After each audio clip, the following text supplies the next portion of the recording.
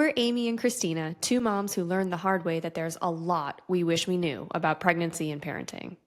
So now we're asking experts all the questions, sharing what we've learned and what we're still figuring out, and keeping it real along the way. Welcome to What I Wish I Knew.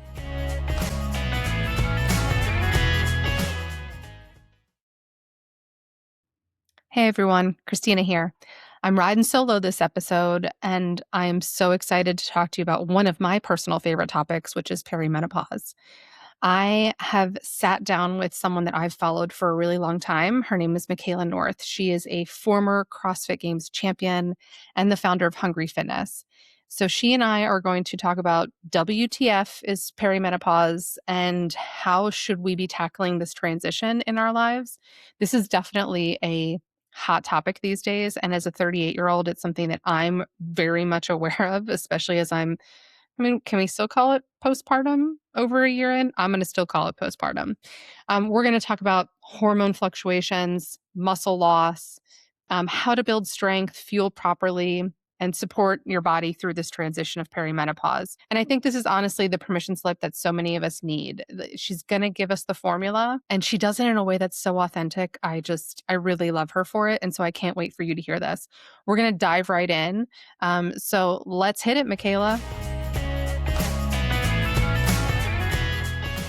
Let's talk about perimenopause because it's something you're focusing on a lot, right? Too. I've noticed lately in your content. A lot of women looking for answers in perimenopause. Yeah.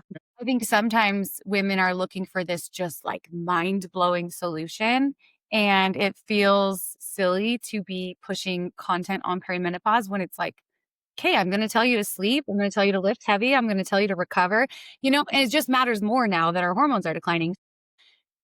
So sometimes I hesitate to post, but then at the same time, I think women are just looking for answers. And so Yes. I have put Yeah. more emphasis on sharing because of that. And because we work with women that are seeing amazing results every day in perimenopause. And so I'm like, if we can just corral them over here, if they're looking for answers, then we would love to provide education that's going to Yeah. help them feel empowered. But I think a lot of times, and there is a lot of misinformation out there too, of like, take So this much. supplement, do this crazy thing, and it's going to solve all your problems. And so I think, Especially now in the world of GLP-1s and yeah, Ozempic, it's kind of like you're like, it, which peptide do I need to be on? That's the solution. And I don't think that like GLP-1s or peptides are bad. I just think I think it's overwhelming to know it what to is. do. And so our kind of mission since day one is to just give education so women know their options. Like, know what your options are, know kind of maybe how you can set yourself up for success. Know if you are going to look into some more support, whether that's HRT or GLP-1s or other peptides, know what your kind of pros and cons are. And so that you can make an informed decision for you, because that's probably going to be different than your neighbor too. Like, we're all going to experience perimenopause differently. And so what someone else might want for support might look different than what you want. And I think knowing the layers of options can be really helpful.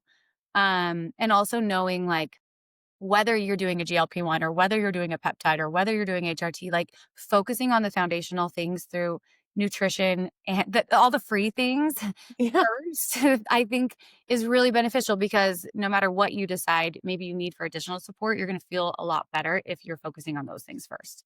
So Yeah. It's good just to have a foundation and then investigate from there. Okay, so yeah, let me just rewind because how do I know you anyway? So I actually found you, Michaela, through Julie from Paleo OMG.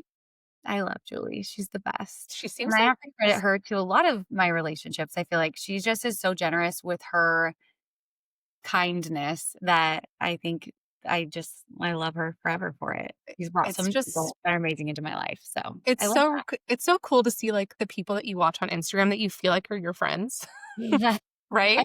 I love it. Be so genuine and real, right? Because it's sometimes and this is no offense to you, Michaela, you look at somebody like you and it's it feels like you're doing it all, but you're also so real about it. And that's something that has drew me into a lot of your programs, right? So That's my hope, is yeah. that I can share some things, but also that people know like I have a laundry room that's just pouring out with laundry right now. And we're just hanging in there most of the Yeah. time.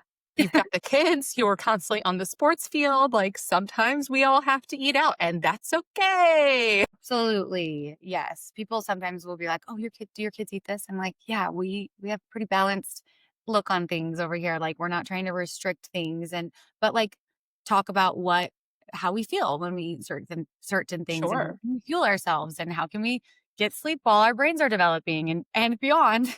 Yeah. um, I need sleep so I can thrive. So yeah, I just Same. Sleep. what is Yeah, sleep?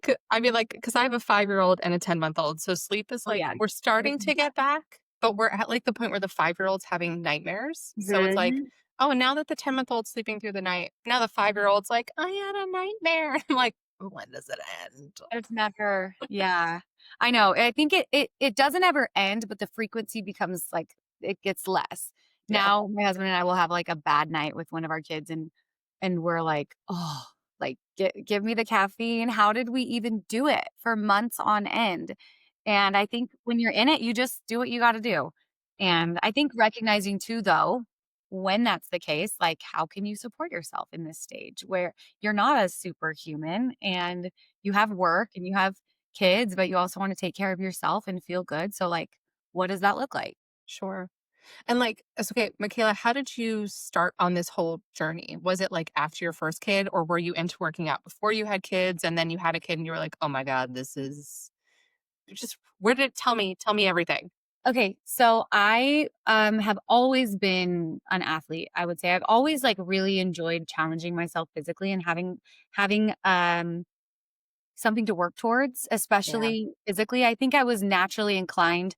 Like I remember in elementary school doing the 40-yard dash at PE and like beating some of the boys and being like, "Oh, That's what's that up. was fun. That was Yeah. cool." Like doing push-ups and like same thing and so I think that I felt like that brought me a lot of joy to beat boys, yes, but also to feel strong and capable and be like, this is really fun for me. And so I pursued track and field. I did other sports, but I ended up running track and field in college and had such a positive experience with that, with pushing my body and learning so much through doing hard physical things, like what I was capable of.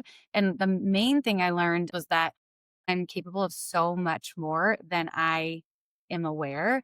And so that translated to really like every area of my life at a young age, but also made me recognize how important pushing myself physically is. And now there's so much more research on that, right? Like let's see, is it our anterior mid cingulate cortex that actually grows? Like a part of our brain grows when we do hard things and Mhm. hard physical things.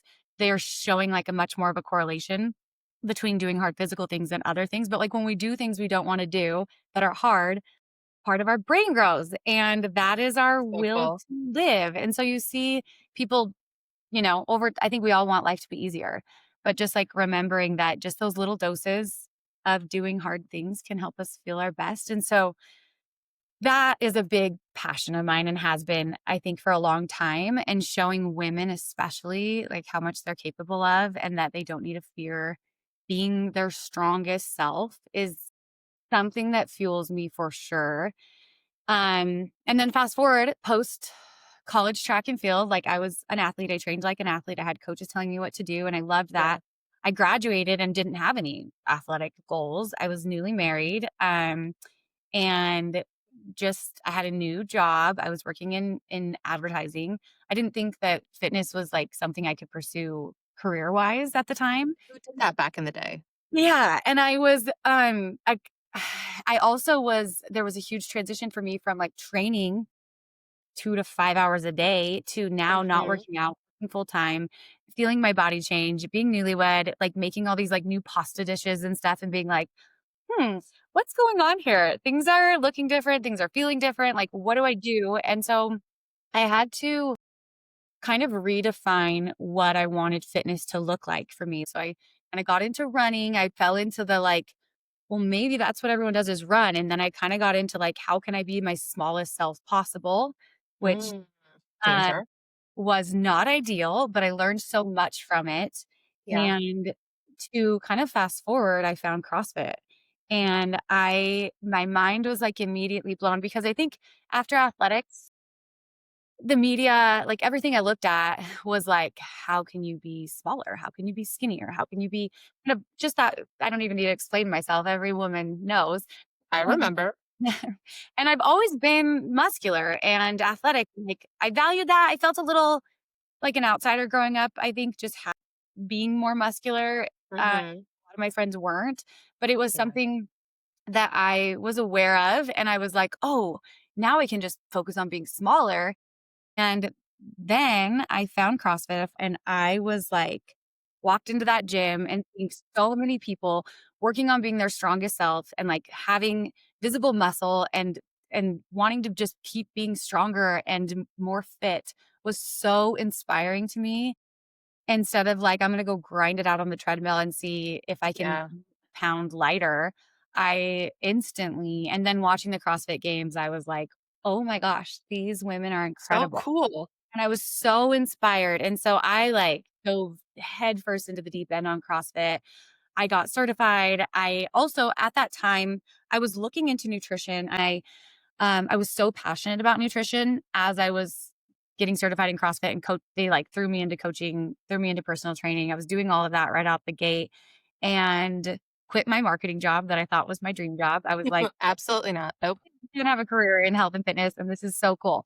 And I knew I wanted to be a mom and I knew like the trajectory of an ad agency was like more hours, more pressure, more Yep. clients, not what I wanted. And so I loved the flexibility of coaching and kind of creating my own schedule. And um yeah, I did that for the next couple of years, planned on doing it long term, was also competing in CrossFit at the time. It was like I I was had about to say, you competed in the CrossFit Games. You just didn't do yeah, CrossFit and talk. You competed. Like that is yeah, so I think huge. so I competed on team to begin, and then I had twins, in Off 2013. the bat, Yeah, twins. and so that, like, Dive really right in. that changed my plan for coaching and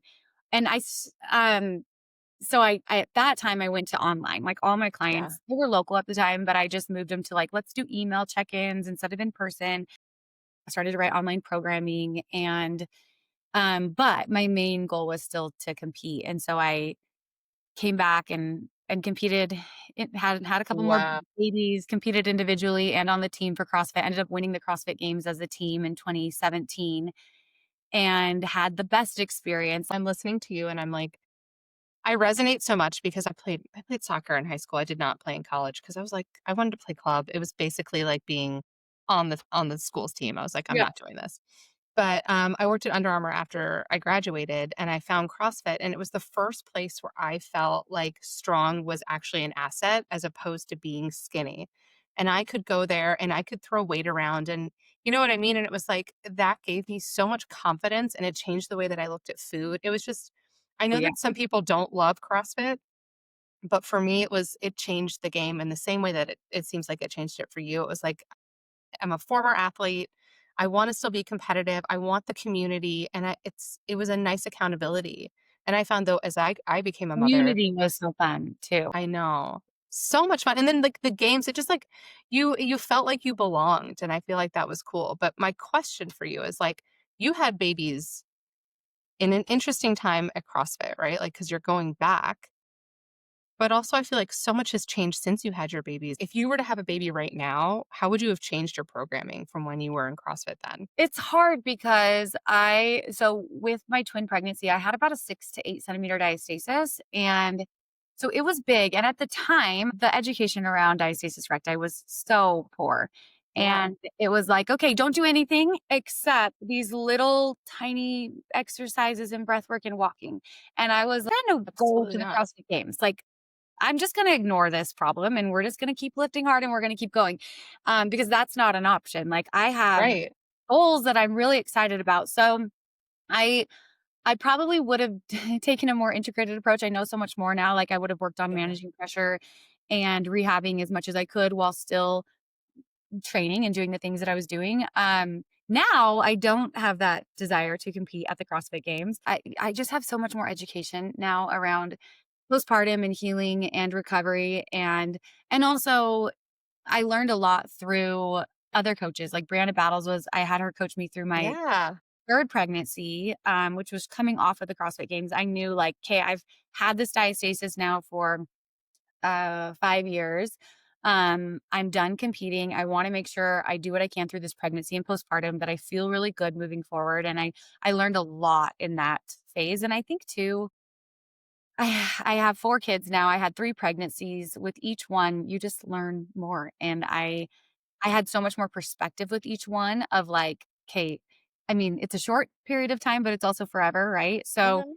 but just allowing myself to be okay with what was in that Yeah. moment of time, and not being scared that like I would forever be broken. It's like, no, okay, this is Right. a transition, just like perimenopause. This is a transition, and I can support my body so that I feel my best through it, or I can fight it and feel terrible. And um, with each pregnancy, like I was way more patient with myself and just way less worried about, way less fear based with my actions, for Yeah. sure. What I love about how you position everything is a learning. You have no mistakes, you have no failures, you treat everything as a learning, and that's so cool. That is definitely something that's a big value of mine. I don't know where I learned that, but I think everyone that inspires me in life has had failures, you know? So it's like it's an opportunity for growth and like introspection, and how sad to not be able to fail at things too. I've had so many big failures, public failures, like especially in athletics, and I've learned so much from them. And so that's something that I'm really passionate about as a mom. Let's talk about perimenopause. So, how do we define perimenopause these days? I know you're not a doctor, but like when you are talking about it, like what is it? Okay, so perimenopause is going to be that 5 to 10 year transition leading up to menopause. And women can start to feel symptoms of perimenopause in as early as mid 30s. But essentially, it is that communication with our ovaries to our brain. So I kind of like to think of it as like we had a landline, we had constant communication, we had a smooth back and forth. And now we're like on our cell phones and it's a little spotty. And Yeah. we're not the signal isn't always there. And as our estrogen and progesterone fluctuate wildly, it's kind of like a roller coaster effect. It's not a gradual decline. And so we start to feel that effect in our mood. We start to feel just off in perimenopause. Hmm. And as estrogen is declining, progesterone is kind of like picture that roller coaster. So as we have those Yeah. peaks in progesterone, there's a pretty big gap between our estrogen and progesterone. And as we have less support from progesterone, we definitely start to feel that. We have maybe heavier cycles, we have Mm. irregular ovulation, maybe mood swings, starting to kind of feel like wired and tired. Are those are all really common symptoms in perimenopause with those sort of wild hormone fluctuations. And at the same time, testosterone and DHEA are declining, so that's going to impact our mood, our muscle, our ability to put on muscle, our libido. And then at the same time, if we're under fueling and our stress is elevated, our cortisol can be elevated for longer periods of time. So kind of all of those things happening at once can cause us to feel a little bit crazy and a little bit like foreign in our own bodies. And also with hormone fluctuations and with kind of cortisol changes, we also experience a redistribution of body fat. So we might not be putting on more fat, but where we are seeing that fat, which for Hmm. most women, I think, oh, our waist is kind of like the barometer, like how That's we're me. doing. That's And me. oh, I said that's me. That's exactly what's happening with me. Hmm. yeah. And That's so I me. think like we go to put on our pants and we're like, wait a minute, why are these tighter? I'm fat. I'm getting fatter everywhere. Where a lot of times it's just our body fat now is kind of redistributing, more similar to like a male, like more around the midsection.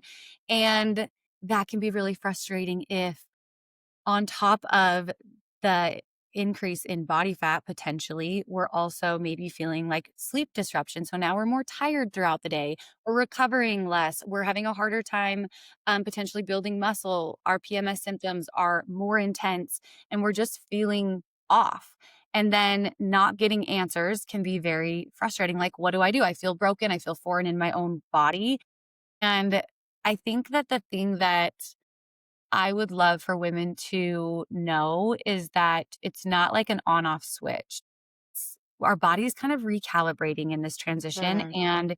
and we can thrive in this transition. We can feel really good, but it's going to take a more intentional supportive approach, and just more awareness of what's happening with our physiology, and then having our training and our nutrition and our habits support that is going to be really key. Like doing what we did in our 20s is probably not going to serve us here. And I think that's one that most women are like, well, I'm just going to do what I used to do. Well, why isn't that working? Something's Right. wrong. Right. And it's not that something's wrong, but our bodies are changing and we need to be aware of that and adapt accordingly. So we are supported in this transition. Yeah.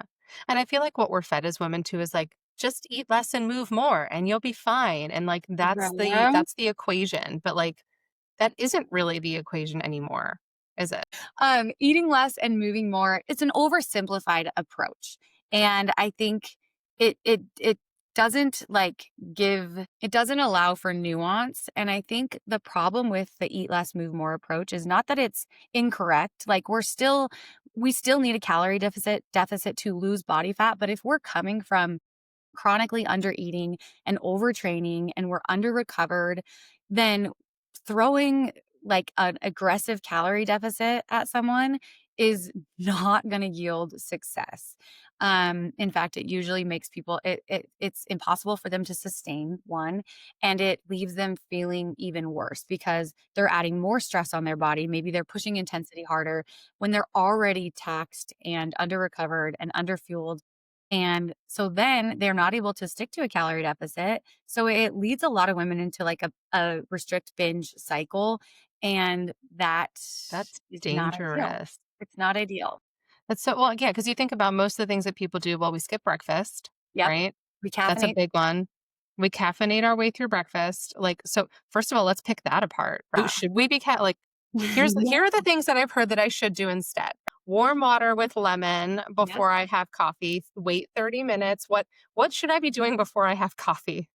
Give me my morning routine. Train fasted, right? Train fasted. That's the thing that everyone says. Train fast. Like this is what is pretty common, actually. What we see often is women come in and they are maybe working out fasted, which may or may not be okay, like depending on what time of day you're working out, right? But most women are working out, maybe they're working out mid-morning. They're not eating breakfast, they're not fueled, they're caffeinating, so they're which isn't necessarily bad, but if they're already stressed out and their body's already taxed, like maybe that's adding more stress when they really should be not doing more intensity. They're doing high intensity training when they're training.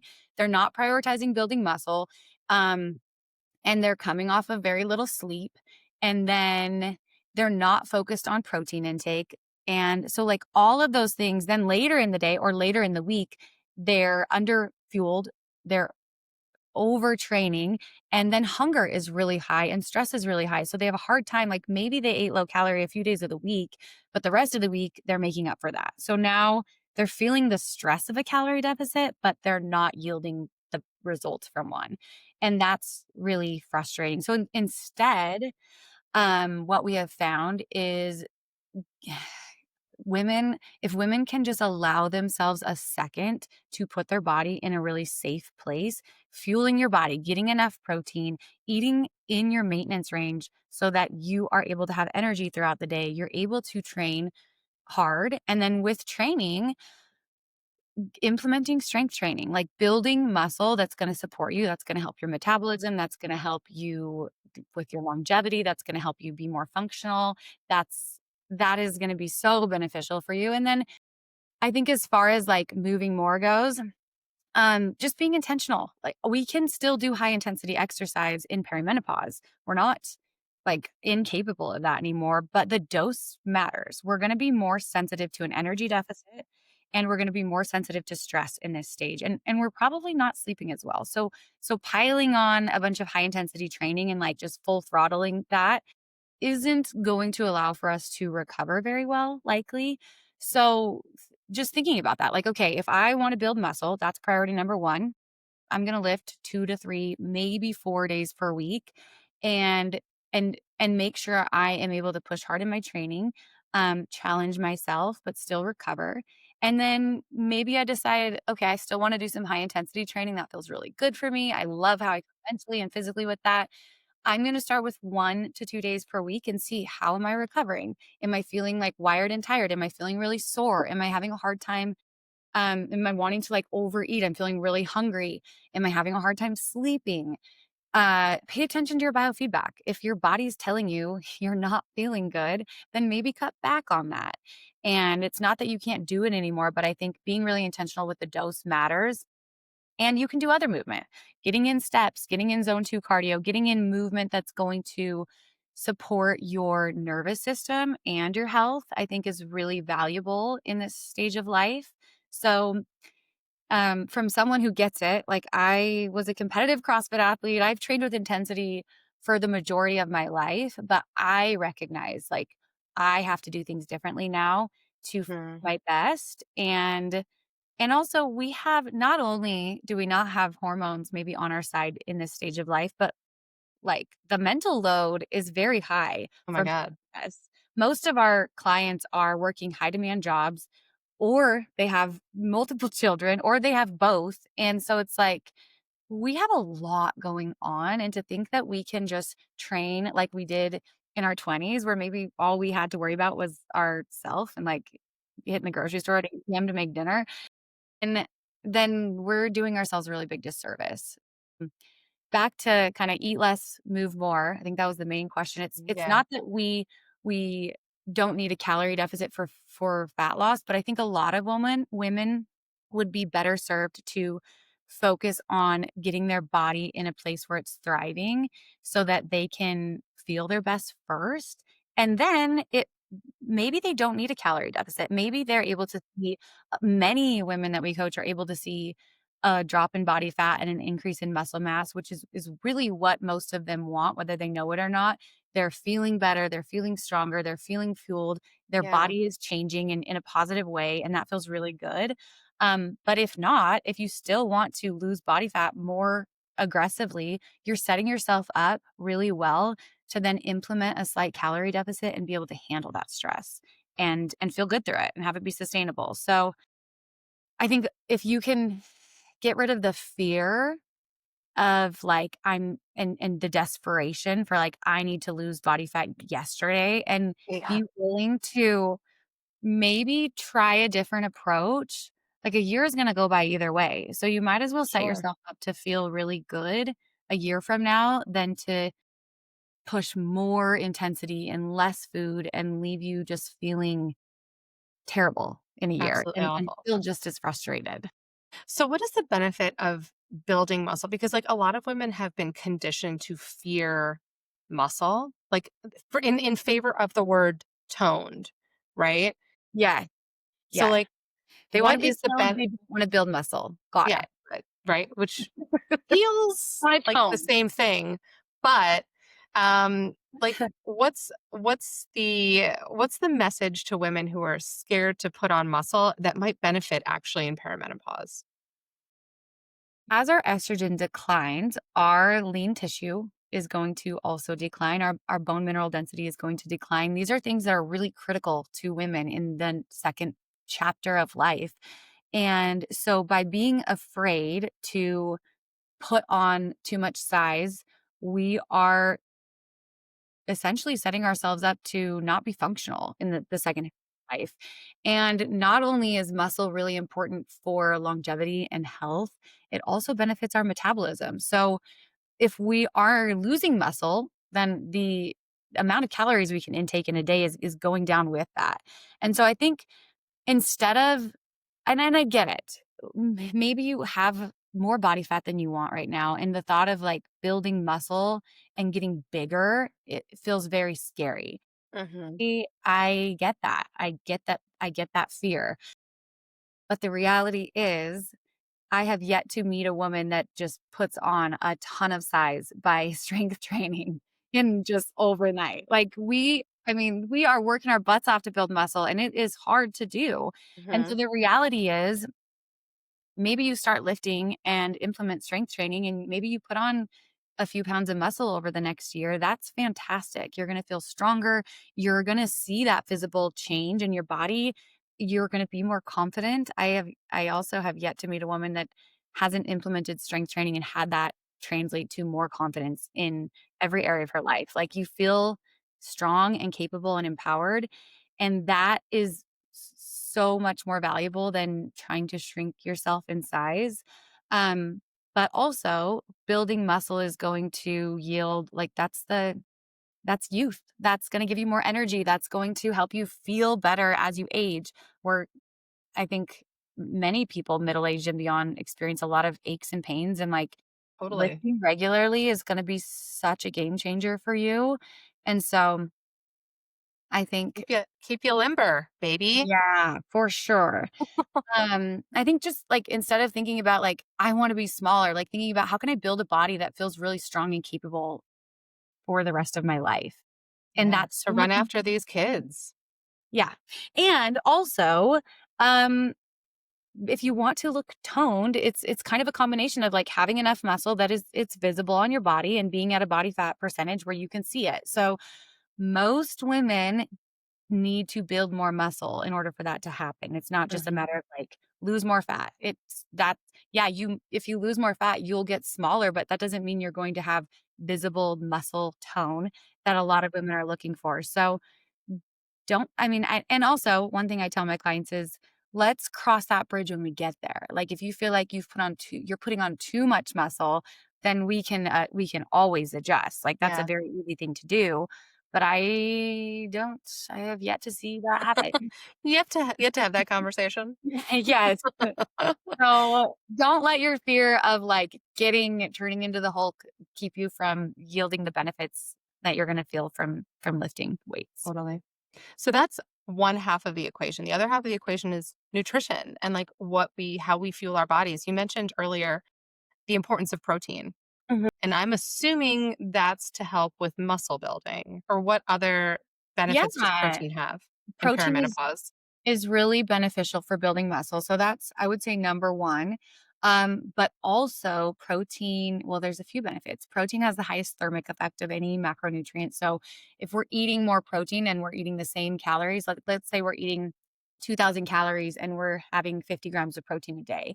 Um, we and we're eating 2,000 calories and we're having 150 grams of protein per day. Our body's naturally just burning more calories to digest that protein at 150 grams than we would at 50. So just by keeping calories the same and increasing protein, now we're burning more calories throughout the day. That's not like a huge thing, but it's something to consider.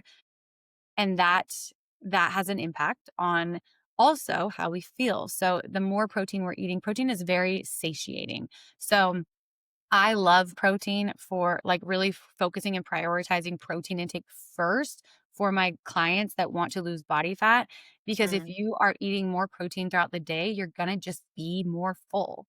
yeah. Um, Eating a chicken breast is going to fill you up a lot more than eating a bagel. So it's not that it needs Bagel is so yeah, delicious. and that's what I was going to say. Not that it needs to be all or nothing, right? But it's a matter of fueling your body in a way that you can build muscle, be satiated throughout the day, have consistent energy levels, feel your best, but also incorporating the foods that you enjoy and love. And I think both of those things are possible.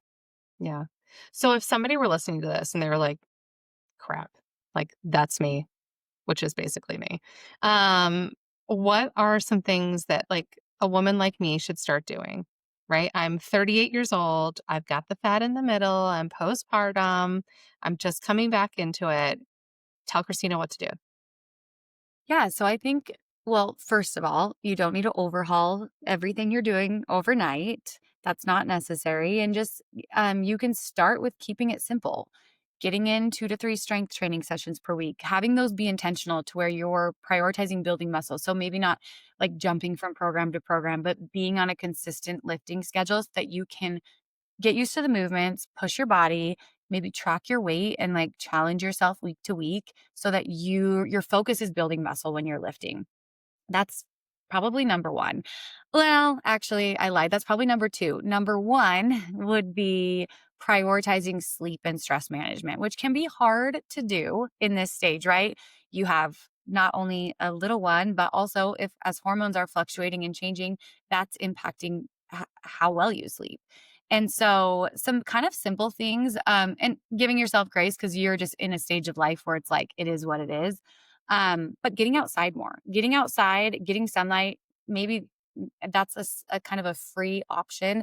Drinking your coffee in the morning outside if you can.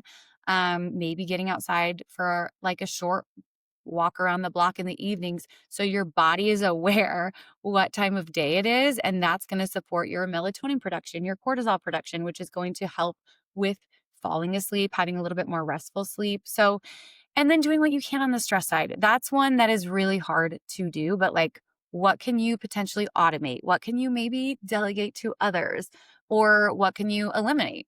Like maybe we don't need to do all the extra things at this time of life. Like maybe we say no more because we're prioritizing just having less of a mental load on ourselves in this stage where sleep is lower. Doing what you can to improve sleep, knowing that like it doesn't need to be all or nothing either, would probably be my number ones.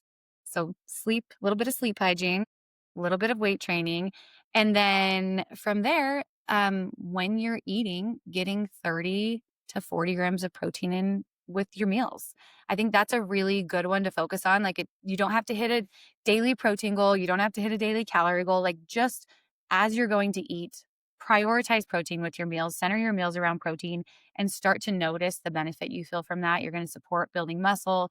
You're going to feel more satiated. So you're going to have probably fewer cravings and less of a need to kind of like overeat. And with that, like probably eat early in the day because from what I've noticed, if we're skipping breakfast, we're usually making up for that more than we would have if we'd eaten breakfast in later in the day. I know Yeah. I can't even outrun that. Like with everything I know, I still if I have a busy, chaotic morning and I skip breakfast, I'm like, "I'm not hungry, I'm getting kids out the door, it's fine." Like, it hits around 4 p.m. Mhm. dinner, and I have a really hard time even withstanding that with everything I know. Like, I know better, but it's don't think you can just outsmart your hunger, and Yeah. fueling your body early in the day is gonna help you manage stress better, it's gonna give you more energy, and then it's going to really, like, support you in making better decisions for yourself later in the day too. So, those things can take you so far, and I don't think you even need to do all of them at once. Like, focus on 1 to 2, get consistent with them, and then add more, and just, like, every stage, just like in postpartum and perimenopause, like, knowing that those little changes and little habits are gonna add up over time, and it doesn't have to be overnight. Like, you feeling better each week should be a good indication of like things are working and I'm just going to keep going and I don't need to be overhauling my life to do that. Yeah. Yeah. And one of my favorite things that you say a lot of times is 80/20. Yeah, something over nothing. Like truly, that is and flexibility. If we really try to provide education and strategies for our clients at Hungry Fitness because the more education you have, the more tools you have, and the more flexible you can be. It's like as simple as, okay, I'm a little sleep deprived today. I had a hard workout planned. What else can I do? Or I can't make it to the gym. All right, well, what can I do with these dumbbells in my living room right now? It's not just like, well, I couldn't get that 90-minute workout and I'm not doing anything. It's easy to go there though. So I think remembering that what's something I can do? Maybe I can't hit this goal 100% today, but or this habit, what's something I can do that's going to check the box and bring my intention there, knowing that's going to move the needle in the direction that I want to be going. And that's enough. And our 100% is going to look different at different stages of life. And that's okay too. I love There's that. the full throttle and there's times to like take it Totally. back and that's Totally. okay. So there's a couple of things, if I'm going to recap this conversation, that I've learned from you today. One, you're giving us permission to rest and recover. I think that was a big message you mentioned at the beginning, is like, recover more than you think you need to recover. Yeah, you can always add more. It's really hard if you've overdone it to scale back. Usually that's going to be like sickness, injuries, needing to take off more time than you want to. So starting with like minimal dose on all things and building is very, very beneficial in this stage of life. Yeah. And actually, though, what I heard is I need to get a sauna in my backyard. So I support that. I support that, especially, not that we're talking on like relationship building, but it can be really hard to get a date night in. Is Yeah. And that is our favorite way to connect too. Like a couple nights a week, the kids are in bed, we're close by if they need us, and we can just feel so much better and have a chance to like, oh hey, how are you over there? So we I love love our it. yeah. Supported by Michaela. I'm going to tell my husband today. Okay. So focus on recovery, build muscle, Yeah, build don't muscle. fear it. Don't be afraid to build muscle. I promise it will serve you in so many ways. And if like you're not thinking of today, like your future self will thank you. Yeah. Yeah. I love it. Plus, who doesn't want a big booty? Come on. I don't I, I certainly can never be big enough in my opinion. Every day. Love that dump truck. Yes. And and then the last thing was the importance of protein. Yeah. Yeah. Protein is Importance of huge. protein. Oh, no, no. There's 4 things I learned. Habit stacking, right? And I loved that you said, like, do one thing at a time. And I was like, Yeah. oh, so Well, I don't have to go hike a mountain? one thing I was gonna say about protein intake, because I think it can feel very overwhelming for clients and for women. One thing we love to do with our clients is look at their food logs and give them suggestions on ways to increase just through Yeah. the they're already eating. Like you don't need to completely change what you're eating. It's usually maybe we add a little bit of cottage cheese here. Maybe we add some Mhm. breakfast or some turkey bacon or whatever it is, or maybe we add a yogurt with that snack instead of just have fruit. And it, having like a little bit more education on what protein sources are available to you, and then also knowing it's not if your ideal protein intake, which for most people is going to be that like zero point 0.8 to 1 gram per kilogram. With that being said, you don't need to do that right away. In fact, if you increase your protein from 60 grams to 130 overnight, you're going to have some issues. And same with people around you are not going to appreciate it, but you're going to be gassy, bloated. But doing like 10 to 15 grams increase, maybe 10 to 20 grams increase per week, that's going to feel doable. Your body's going to feel better with that gradual increase too. And in 2 months' time, like you can be to your optimal protein intake and feeling really good. So don't get overwhelmed by increasing your protein. It's usually just kind of eating a little bit more of the foods that you're already eating and adjusting. And also believe in the magic of cottage cheese. I feel like cottage cheese is like the cauliflower of 2025. It's so good, and it's, like, It's in mixed everything. everything. There's nothing better than, like, ground beef, cottage cheese, and eggs to me, like, all just mixed up together. Taco seasoning I'm and Yes. Listen, I'm obsessed with that. The sweet potato, like yeah, ground add a turkey with little taco, and so then the good. hot honey. Oh my Oh, God. yeah. The viral hot honey bowl, that one is a great place to start. But I add cottage cheese to my eggs, I add it to my meats, I add it to my soups. If you have a dairy intolerance, maybe not as good, but there are other options too. Like I have those Chomps beef sticks. I eat quite a bit of those, like on the go. Yeah. And even just as simple as like getting a rotisserie chicken and throwing that in the mix if you need a quick meal, or canned salmon. There's a lot of options. One that I suggest often to clients is the Kevin's brand chicken meals. Those are fantastic. We have crazy sports nights. We're in that stage of life. And so I will usually have a few of those in my fridge. I can just throw rice in the rice cooker, microwave some veggies at the very least, and then they're like sous vide chicken and they have sauces and they're really macro friendly. I'll throw those in a pan and in 10 minutes, I have like a really great, well balanced dinner for my family and my kids love it. I think the coconut curry is their favorite. So Thank you, Kevin. not sponsored by Kevin's, but plug for them. great. But thank you, Kevin, whoever you are. Thank you.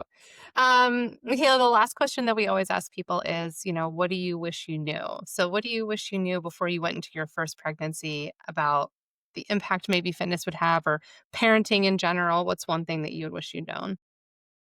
Just how like resilient I am and um how like giving myself grace would have such a positive impact on me through different transitions and different like unknown periods of time. Um But also, I think I was really worried, and I think a lot of women relate to this, like in having that first baby or babies in my case, the fear of like not feeling and looking the same as I did prior to having babies. That's like such a, like, oh, did you get stretch marks? Oh, did you get loose skin? Oh, I bounced back. You just hear so much. And it can create a lot of fear. And although my body looks nothing like it did pre babies, I have felt stronger and more proud of my body after babies than I ever thought possible. And so just knowing like you can build the body and build the strength that you want like moving forward and that might look different than you imagine, but it doesn't need to be something that you fear. It can be very empowering. And I think that process, like going through that process and having that learning and growth is a big part of it. So like l- taking time to sit with yourself and feel those feelings and validate yourself, but also know that you like the growth that you are experiencing through those changes is going to serve you if you embrace it and let it and you work with your body instead of trying to fight it. Yeah, I think that's a big one. Working with your body instead of trying to fight it. Like your body just might look different now, and that's okay. Yeah, it's okay. And it's okay to want to make change in your body, but also I think coming from a place of like gratitude versus frustration is going to feel a lot better instead of like being desperate for change. Our clients that are the most successful are the ones that are like, I'm here for the long haul. What do I need to do to really support my body and feel my best in the process?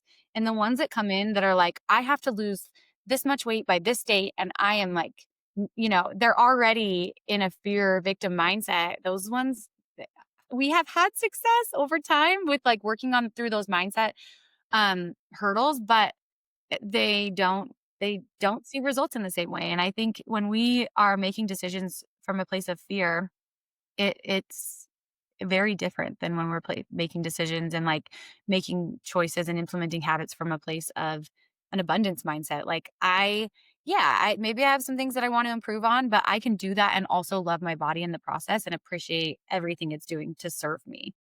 Totally. And I think also like getting curious, right? Just getting curious about your body is a really big thing. And that's what this whole podcast is about, right? As we enter perimenopause, like how do we get curious about our own bodies and what is it that we need to do differently that might not be working? So thank you for doing the education that you do, Michaela, because we all need it. Yes. And the more I learn, the more I realize I just have more to learn. So there's that Same, too. same, same. I think I thought I knew everything like 15 years ago when I started coaching. And Absolutely not. now I'm like, wow, there's so much to learn. So Yeah, that's so great. Well, thank you so much for your time, Michaela. Amy isn't here, but we loved having you and learning from you. thank And you. you've been a really big inspiration. You've changed my whole perspective on fitness as I get older and also food. So thank you so much. Here. Thank you so much for having me. And if anyone has questions, we're happy to help. Yeah. Uh, Oh yeah, let people know where they can find you. we're all over the place. Where are we? Well, we have coaches actually all over the country and world. We have one coach in Norway, just kind of all over. We're an online nutrition and fitness coaching company. So we have workout programming and we do one-on-one coaching. That is definitely our specialty, is working with women so that they feel really empowered at whatever stage of life they're in. So I'm Hungry Fitness on Instagram. We also have Hungry Fitness Team. And then our website where you can kind of see ways to work with us would just be hungryfitness.co. So Cool. thank you. Go check them out.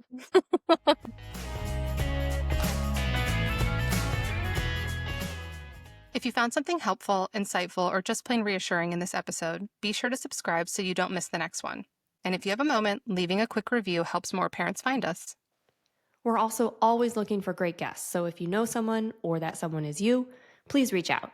You can find us at whatIwishIknew_ or whatIwishIknew.life. Thanks for listening. And until next time, stay sane, stay calm, or at least fake it until bedtime.